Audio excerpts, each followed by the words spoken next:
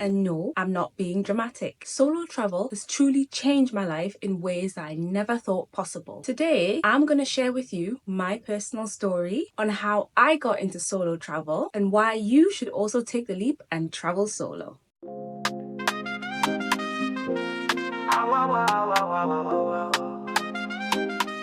Hey guys, welcome back to the channel. If you're new here, my name is Ibukun and I'm here to inspire and empower women across the world to take the leap and travel solo, building confidence with the freedom that comes with redefining what it means to travel solo. If you haven't noticed already, this video is a bit different, a bit more personal, shall we say. I'm going to give you guys a sneak peek into my life, who I am as a person, and why I got into solo travel in the first place. Let me grab a cup of tea before we begin.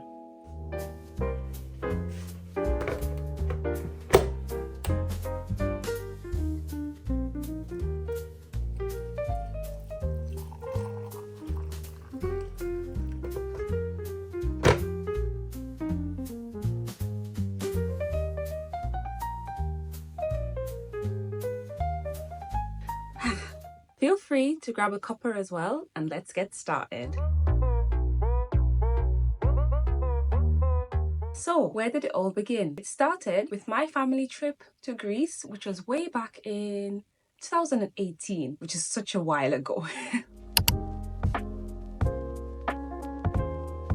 This was the first time that I went abroad with my family as an adult, because in the past we had travelled around a little bit, but mostly within the UK, and we also went once to Nigeria, but that was when I was really young, so I didn't really remember much of it. So as you can imagine, at the time it was really exciting going to a new country and experiencing a new culture, more or less for the first time. And when we were there, it was such a fun trip, just being able to explore Greece and just enjoy the sun and just go on cruises and things like that. And that sort of trip was what sort of sparked the excitement in me to continue traveling. And another thing that the trip helped me with as well was to break the stereotypes that Black people can't travel. Now, I'm sure some of you are wondering, who ever said Black people can't travel? Well, it was just a bit of a stereotype that I had in the past, just due to some things that I had in my own upbringing in the culture that I'm in currently. But when I went on this trip, I realized that no, we Black people can travel as well. We can go on holidays, we can go abroad. We don't have to always be working like we're usually told to. That trip helped to break that stereotype for me, and it sort of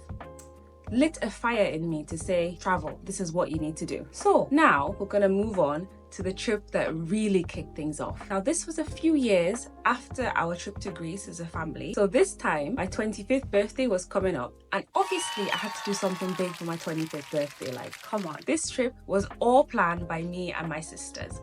We just decided, girls, we're gonna do something big this year. We're not gonna stay in the UK, we're gonna go abroad. Not only are we going to go abroad, we're gonna go to Dubai.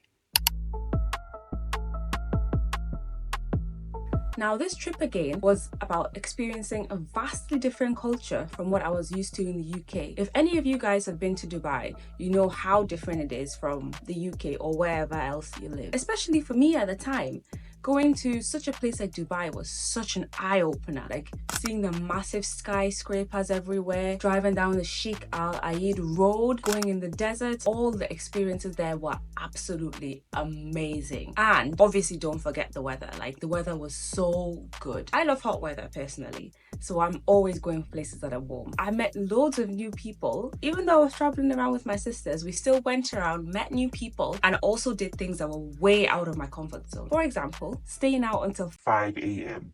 I'm sure some of you have stayed out later than that, but for me, that was way out of my comfort zone. But it was totally fine. And if you want to see some clips of my trip to Dubai, you can check out my Instagram or my TikTok for a few clips of that trip, because it was truly incredible. And it was already about 3 years ago. Gosh, time flies, doesn't it?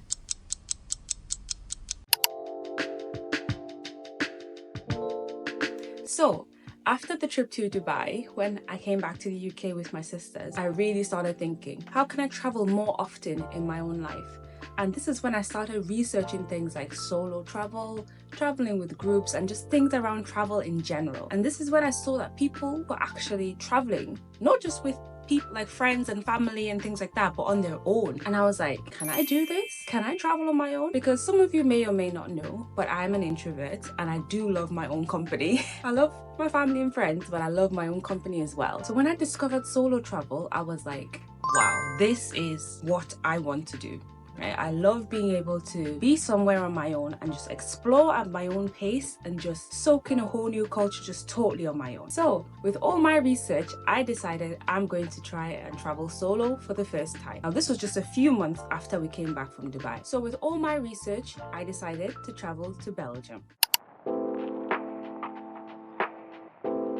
It was my first time booking a solo trip and I was so nervous, as you can imagine. Like having to book my flights, book my hotel, decide what I wanted to do, and then book all the activities in between. All of that was so nerve-wracking. And then also wondering how I was going to get by in terms of language barrier and things. But to be fair, if you're traveling in Europe, it's not too bad for first-time beginners, which is why I chose it, because a lot of the countries there do speak English very well. So it's a good way to just dip your toe into solo travel if you're thinking about doing it as well. In the end, I eventually went to Belgium. It was only for about 4 days or so. And during that time, I went to Ghent, I went to Bruges, I did a little bit of touring around the capital as well, and it was just a whole load of fun.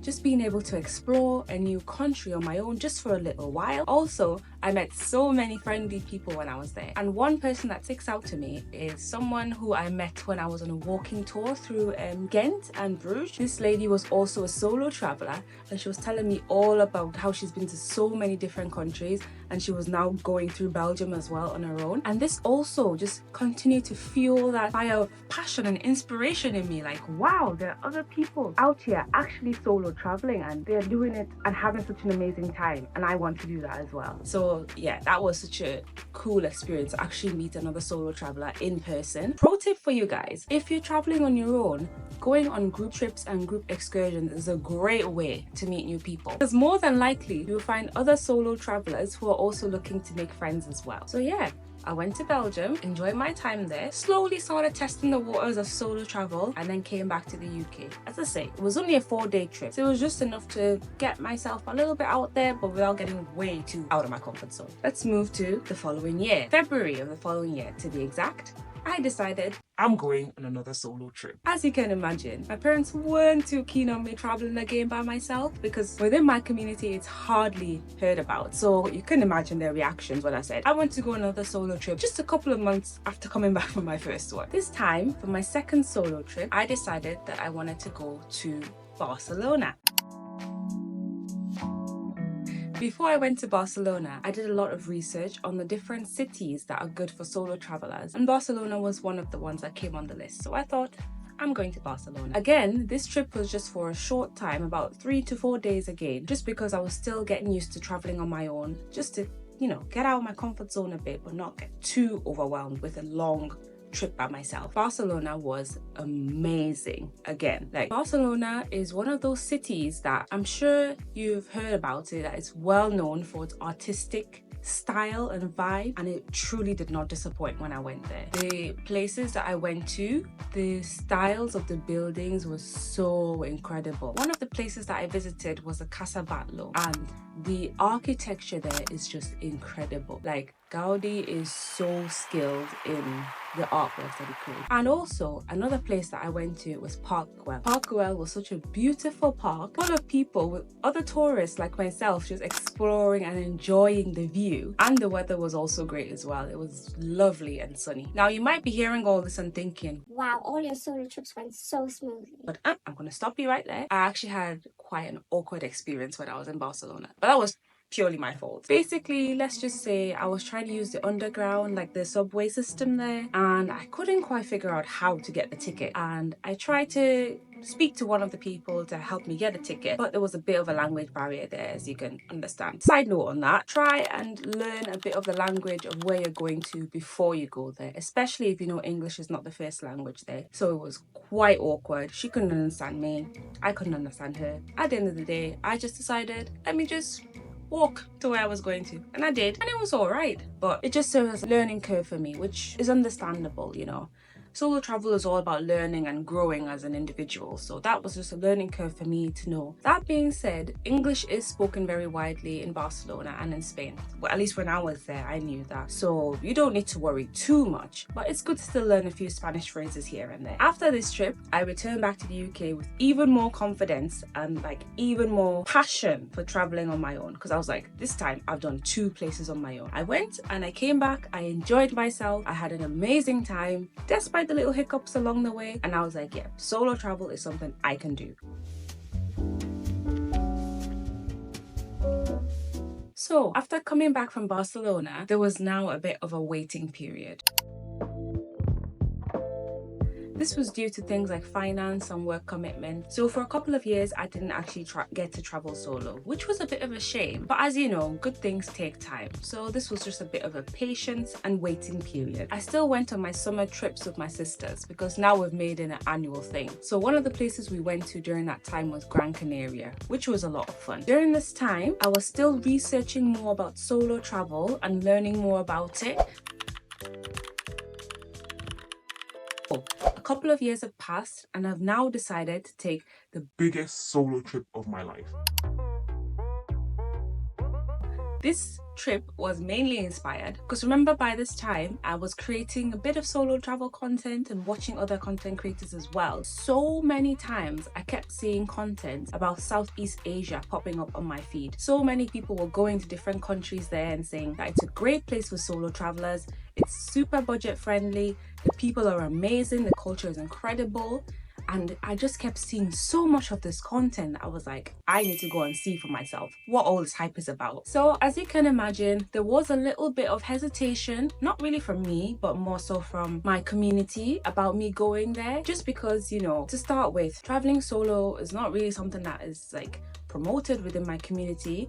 But then also traveling to such far away places like Asia and Southeast Asia was just like totally off the charts. For me, I was like, I'm all right with it. Like, I was a little bit hesitant because I was like, how is it going to be there? I've never been so far away from home. I've never experienced a vastly different culture. Because if you've been to Asia before and you live in like a Western country, you know that the cultures are so different. Like, it's literally West and East, so it's very different. So there were a bit of reservations for myself about those sort of things. But at the end of the day, I was like, you only have this one life. If you're gonna do something, you have to do it. And how did I make that decision? I booked the flights and I booked the hotels. If you know, once you book the flights, the trip is happening. Like, flights are the done deal. Once those are booked, the trip is happening, no questions asked. So with this trip, once I booked my flights and hotel and all my excursions, I knew that I was going. And I was so excited, but obviously so nervous as well. And I actually didn't tell my family before I booked the trip. I told them after I booked everything. And as you can imagine, it wasn't the smoothest conversation. They eventually got around to it once I talked to them about where I was going. I showed them my flight itinerary. I showed them the plan of where I was going to be, what I was going to be doing. They just wanted me to be safe. They just wanted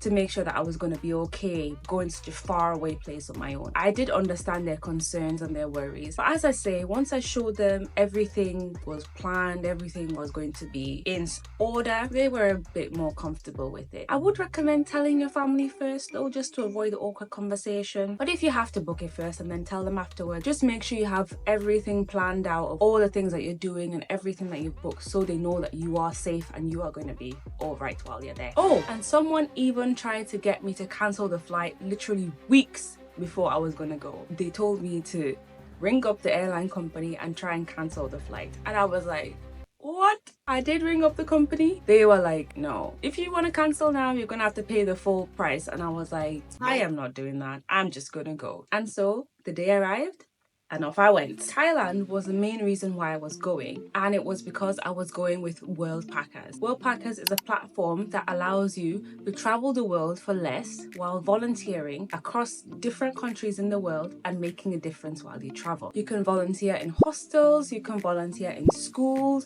you can volunteer in farms. There's so many different experiences to choose from, and it's a great way to travel and just give back to the communities that you're visiting as well. And if you want to sign up for World Packers, you can check out their website in the description below. You might be wondering, How did Vietnam come into the picture? Well, again, this was because of a lot of my research before I'd actually booked the trip. I saw that when people were going to Southeast Asia, they tended to book at least 2 to 3 countries, if not more, all together. And I was always wondering, why did they always do multiple countries together? Because I'd never done a multi-country trip before. But then I realized it's so much more cost effective and way more exciting to go to multiple countries at the same time. Since I was already in the area and I was already going to Thailand, I was like, why don't I just add another Southeast Asian country onto the trip and make it a whole 4-week trip instead of just 2 weeks? I just decided on Vietnam. It was more of just a random decision, But that random decision turned out to be such a good decision. I went on my trip and Vietnam literally blew me away. Like, I might sound dramatic, but it literally blew me away. The places that I went, the people that I met, just the whole culture and atmosphere of the place, of the country was absolutely beautiful. Now, granted, I only went to Hanoi. I did go to Ha Long Bay as well, and I went to Ninh Binh as well. I was more or less based in the north while I was there. And at the time, I thought, yeah, just being in one place in Vietnam is enough. But when I was leaving, I was like, oh my goodness, there is so much more to this country than what I've seen, and I really want to go back. I'm hoping in the future I will be able to go back. Once I'm based over in Asia, it'll be a lot easier to travel to other countries. But just keep it in mind, if you're traveling to Vietnam, there is so much to see there, not just in the north, but in the central area and the south area as well. But I can say for the north, I absolutely loved it. If you want to check out my Vietnam vlog, you can check out the link in the description as well, or you can check out the pop-up which will come up on the screen as well. You can see all the places that I went to in the northern part of Vietnam and follow me along on the trip and get some inspiration for yourself as well. So I finished the Vietnam part of my trip and I was off to Thailand. Now, this part of the trip was also so amazing because again, Thailand is a totally different culture and a totally different country to Vietnam. And just landing in Thailand, I was like, wow, this is a whole different sort of ball game. So to speak, because I landed in Bangkok and I was there for about 2 days. And Bangkok, again, is a big city. If you know Thailand, you know Bangkok is the capital. And that city just has, again, just such a exciting and just such a driven atmosphere. And it's one of those cities that at first you might think, I'm not really keen on the city. but that city grows on you in ways that you don't even expect. I spent my first 2 days in Bangkok and then I traveled up to Uttaradit to do my volunteer placement. You might be wondering, where in the world is Uttaradit? It's not a very common name, is it? It's sort of like in the middle part of Thailand, a bit closer to the north, but not quite in the north, sort of in the middle. But let's just say it's in the middle. So I did my volunteering experience in Uttaradit for 2 weeks at the school there. And let me tell you, it was one of the most incredible experiences of my life. Just being in the school and just seeing the impact that I was making and doing by helping the teachers to teach the children there. It was such a wonderful experience. I just really want to do it again. It was very simple as well. More or less, what I did from day to day was just teaching small groups of children different things like English, maths, a bit of science, a little bit of games as well. And you always had the head teacher there as well who always helped you out, so it wasn't anything too stressful. And plus, we volunteers only taught in the morning, so our afternoons were free, so we could just do whatever we wanted. We could explore Uttaradit, we could go out, we could relax, we could do whatever we wanted. Not only that, the host also planned several excursions as well during that afternoon time, so if you felt like going out and exploring, there was always something going on to do. And the other volunteers there as well were so friendly and so lovely. This is what I always say, that when you travel solo, you're never truly alone. You're always going to meet people who are also wanting to meet new people as well. So while I was there was about 6 of us in total volunteers, and all of them were amazing. All of them were so friendly, so kind, so helpful, and I even made a new friend as well, who we still keep in touch with till today. That was an unexpected blessing. Over the weekend, there was no teaching, so I decided I'm going to Chiang Mai. And coincidentally, my friend was also going to Chiang Mai, but I had no idea she was going until the day that I actually went. We met each other at the train station and were like, you're going to Chiang Mai? I'm going to Chiang Mai. Let's both go to Chiang Mai. And overall, the weekend in Chiang Mai was so much fun. Just exploring the northern city in Thailand, just seeing how different it was from Bangkok and from Uttaradit, and just enjoying the more relaxed vibe of the city. And I recommend adding Chiang Mai to your list if you're planning to visit Thailand. Volunteering with World Packers at the school was incredible. Seeing Bangkok, seeing Chiang Mai was also incredible. And if you want to see more of my time in Thailand, you can check out the links in the description below, or you can check the pop-up which will come up on the screen. I highly recommend going to Vietnam and Thailand if you're planning to go in the future. Where does that leave me now? Currently, I'm back in my home country. My aim is to save up money so that I can move abroad to teach English in fall this year. I'm super excited about the future and what it holds as I make this transition in my career, because this is the first time that I'm changing from what I was previously doing, which is working as a nurse, to becoming a teacher abroad. Before I make the big transition, I am planning to do a couple of staycations as well, just to continue making travel content and just to continue traveling on my own a little bit as well. By the way, there's nothing wrong with a staycation. You don't have to travel abroad for your solo trip. Sometimes an amazing trip is just right at your doorstep. Let me share with you my biggest tip on why you should travel solo. Traveling solo will change your life in the sense that you will realize how vast the world is and realize that you are much more capable than you ever imagined. Going on your own, being able to figure out things in a new country, maybe even just a new city that you've not been to before, truly does things for your confidence that nothing else can. So I always recommend do at least one solo trip, see how you feel. If you enjoy it, carry on doing it. If not, that's totally fine. There's a time to travel on your own and there's a time to travel with others as well. But overall, traveling solo is the best way to get out of your comfort zone and build your confidence as a person. So guys, that was my story. If you made it here, comment solo travel down below so that I know you're a real one. Thanks so much for sticking around and listening to me ramble for a few minutes. If you want to watch my previous travel vlogs or travel clips, you can head to my social media pages, my Instagram, my TikTok, or you can head to my YouTube channel and see some vlogs there as well. If you found this video helpful, please give it a thumbs up, subscribe to the channel and hit that notification bell so you never miss out on future travel tips, vlogs and inspiration. Until next time, stay bold, stay beautiful and keep on exploring. Have you finished your cup of tea yet? Cheers! Bye!